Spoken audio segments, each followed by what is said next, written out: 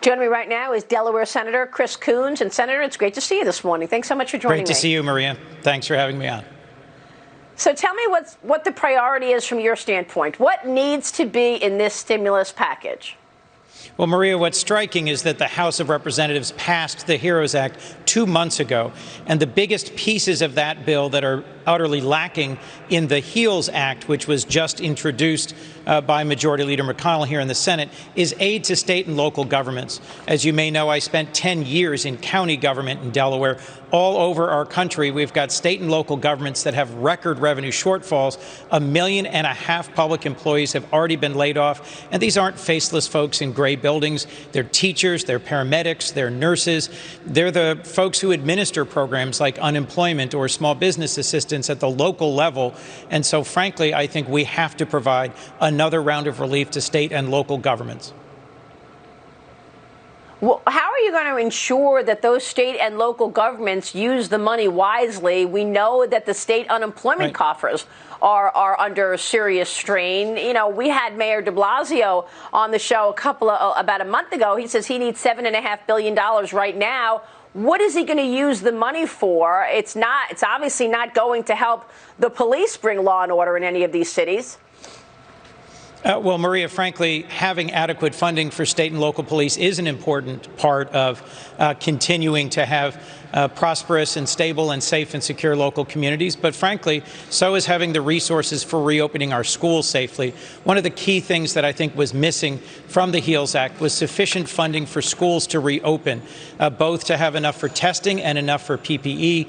I'm hearing lots of concerns in Delaware from small businesses about another round of PPP support that will help them either get open again or stay open, from parents and teachers about safe reopening of schools, and from citizens who are concerned about whether or not the unemployment benefits that they've benefited from over the last 4 months now will still be there. We are about to hit a significant cliff where an eviction moratorium for renters, which is about 1/3 of all Delawareans, and the unemployment benefit from the CARES Act from 4 months ago will both run out.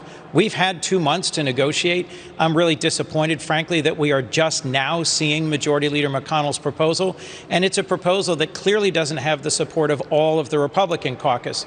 I'm talking to Republican colleagues. About half of that caucus isn't going to support that bill. So these negotiations need to get going and get going quickly in a way that will help us again deliver bipartisan support to the American people.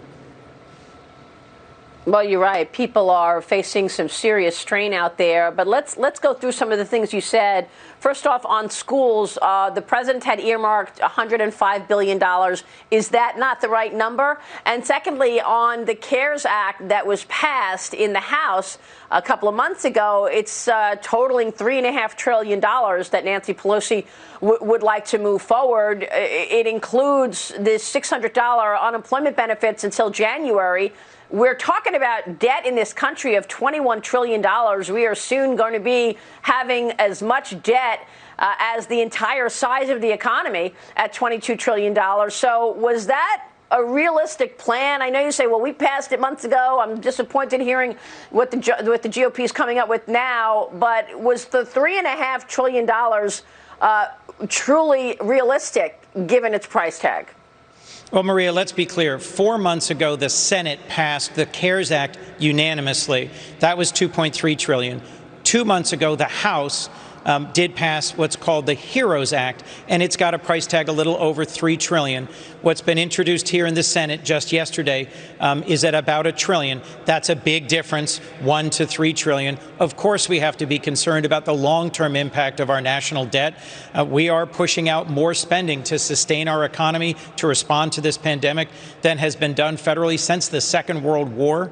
But what I hear from small business owners, from parents, from public employees, from folks who've lost their jobs, is that if it were not for this federal support, we would be in the second Great Depression. So there are 30 million Americans, roughly, who are relying on this $600 a week additional federal unemployment.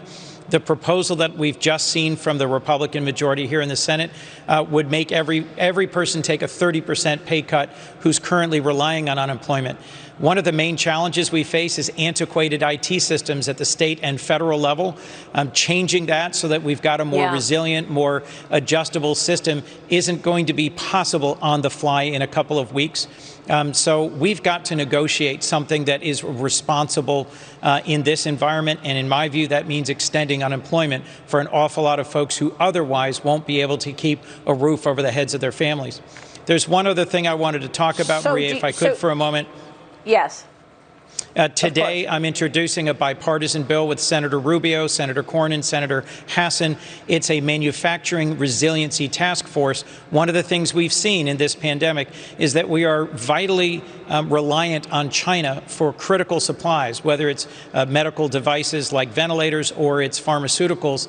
And this is a look at how we could restore to the United States manufacturing that has gone offshore in the last 20 years and that we should try and bring back to the United States so that we're not as vulnerable to sudden shocks globally, whether it's a pandemic or something else. I think this is an important next step in making sure that manufacturing in the United States is resilient and can get built back stronger after this recession.